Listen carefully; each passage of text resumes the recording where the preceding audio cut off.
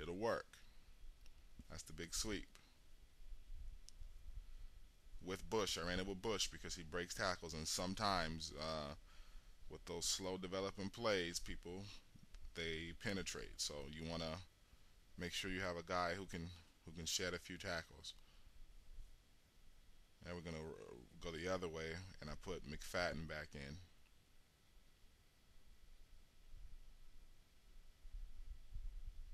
Now they're keying on that, which is letting you know why the actual sweep the other way worked so much, right?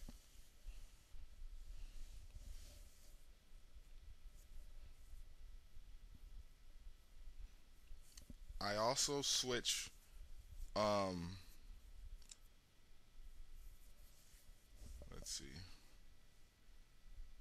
Murphy's still in there, but sometimes I will put another tight end in place of Murphy, and just run right out of. He should have caught that. Maybe I fired a little bit, but I'll put double tight ends out there, and I'll usually run. I will always run. Well, not always, but most of the times I will run out of that set. But with Miller in there, I can still throw, right? But if I got double tights, then most times I will put Miller um, at the slot, and then put the other tight end as the one receiver, so that I can run or throw.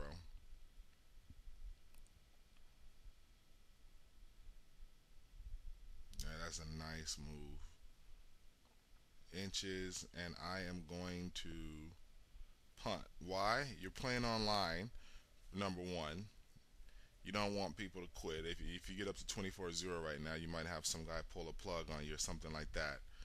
Um, and I have a 17-0 lead, so why would I give this guy a short field? Let him get 17-7 and get right back into the game. I've proven that I could stop him. So what I'm gonna do is just make him drive up the field, um, and see if I can get a turnover or something. He's coming out in three wide again, so I'm gonna stick to my strategy of just not letting somebody go deep on me. And if he throws a wide receiver screen or something like that, then maybe I'll change up a little bit like I did. That was a good play, good read. As you can see, the safety Huff is manned up on him, but he's deep. He's disguising his coverage. But as you can see, there's nothing too much. Huff is a sure tackler. He has the speed to close, so nothing too much is going to happen out of that. This is like the zone stretch. Got the lineman flaring to stop the wide run. As you can see, it worked to a T, right?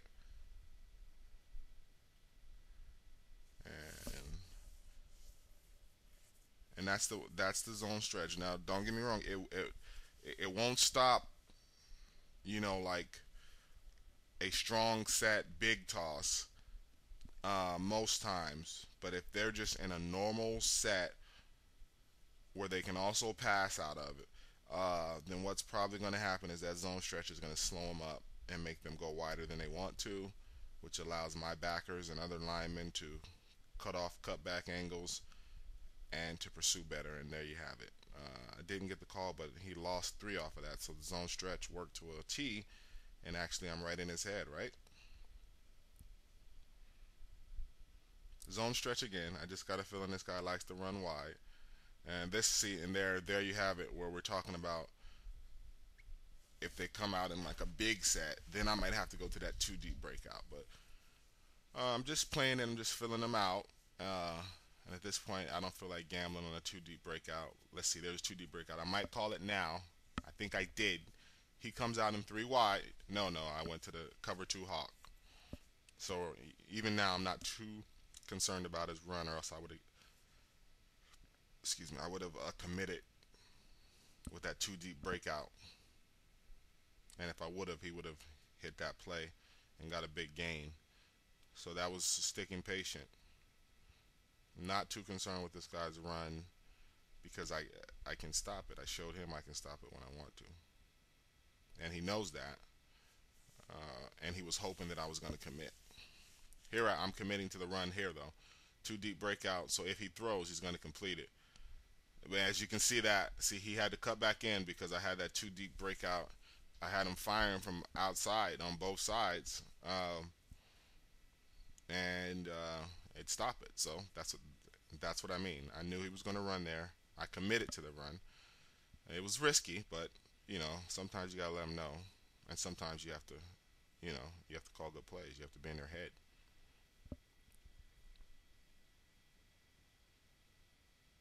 Let's see. I believe I'm gonna do the fire zone press. I got a feeling he's gonna just try to get something quick up the middle because all the pressure I've been putting. So as you can see, I got the right play on. I got three deep, two guys in the middle, and that's just a good play. I had the guys there. Um, he let him clear a little bit, and good play.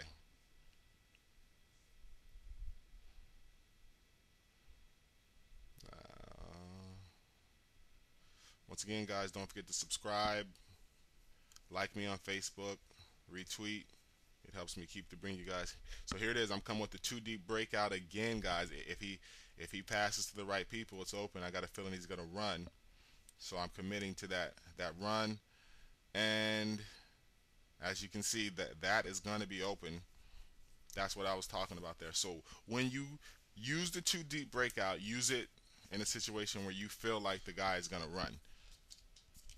Like third and short, fourth and short, or even if the guy is just the kind of guy that just, he just likes to run a lot, then that's a play that you want to use, especially if that run that he's using, if he's pulling a lot, because that two deep breakout will do that. Okay, now look at this here. This is the one that said the gaps fire. You have the outsides manned up. You have the hook zones, which I was telling you earlier is also the flat zones, right? Just because of the speed of the Raiders, and then you have one deep.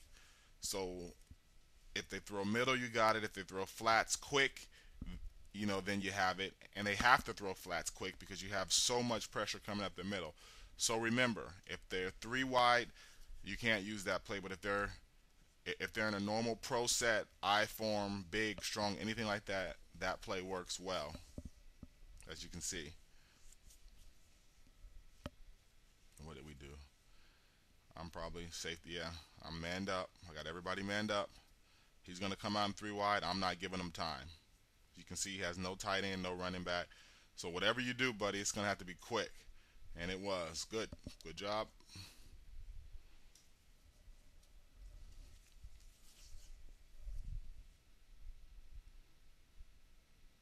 He's coming out in three wide. And let's see what play I picked. I did that gaps fire. I'm gambling here. I'm assuming that he's not going to go deep. See that? Because as you can see, if he would have sent that slot streaking, then he had him. But I just had a feeling that he was not going to, right? Like I say, I'm calling plays based on his tendencies, but I'm telling you when to use them and why. I'm coming with the zone stretch here, guys. Pay attention here. All right, you got the flats and the hooks and three deep, and the Raiders have very good athletes. Okay, so here he is, and this guy's speed is in the 90s, Tyvon Branch, and it's pretty much over. It is over. And my defense will, generally speaking, my defense will score two times per game. It's just the way it goes. So I know that I'm kind of starting out scoring at least 7 to 14 points on defense. That's that zone stretch. Remember I was telling you about that. That play out of the 4-6 is good. The gaps fire is good. Just know when to use it.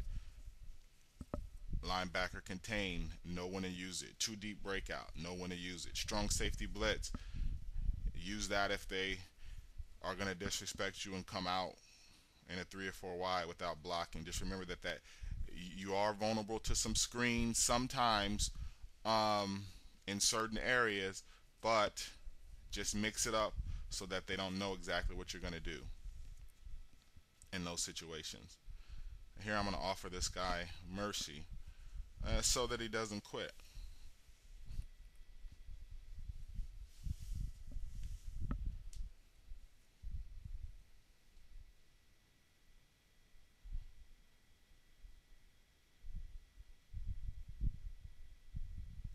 He does not want to quit. It's 24-0, fourth quarter, 5 to go. All right, we'll keep it going. Here I'm coming out. He's coming out too wide, so let's see what I do. That's that gaps fire. As you can see, the two wides are manned up. You got a lot of pressure, so nothing's going to happen. You know, it's not like he is going to have time. It's not like he's going to have time to back up and hit the flats. If he throws quick to the flats, remember the hooks play on the gaps. They actually have the flats covered. He's coming out in three wide. I'm gonna use that corner blitz, I believe. Yeah, I'm using a corner blitz. Watch this, guys. He's gonna roll. See, I'm not gonna give you time to do all that stuff. Now he was assuming that I was just in this, probably the strong safety blitz, and that he was gonna get that screen off, right? Uh, but wrong. Now he's getting frustrated, right?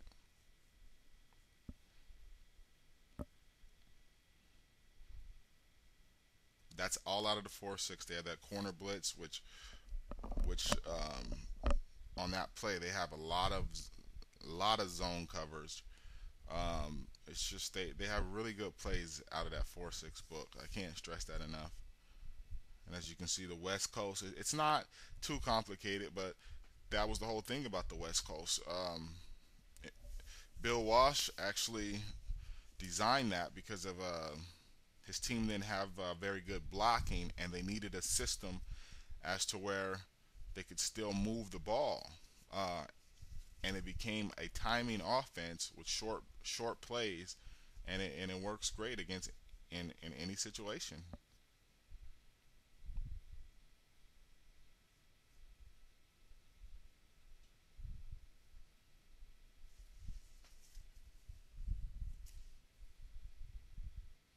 So it's 31-0, guys, and this is how you get your ranking up. You dominate people when you're supposed to.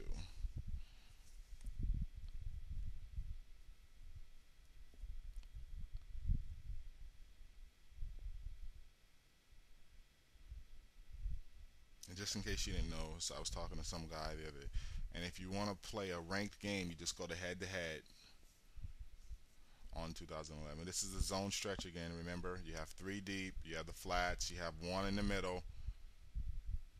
Um, it's just nice. Like Braylon, he's had an okay game, but I didn't even feel like I had to put Namdi on Braylon because you know, just the Raiders, they have speed and coverage everywhere.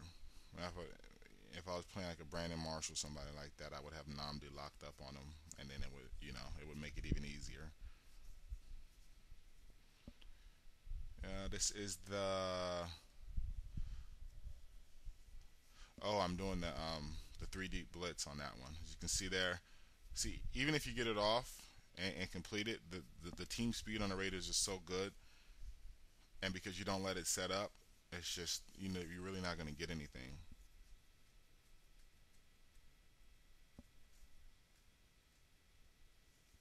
There, he's just pulled it. So if I quit and count the game, what happens is I get Madden will say it. I get the win, I get the stats, and so I'm gonna accept it.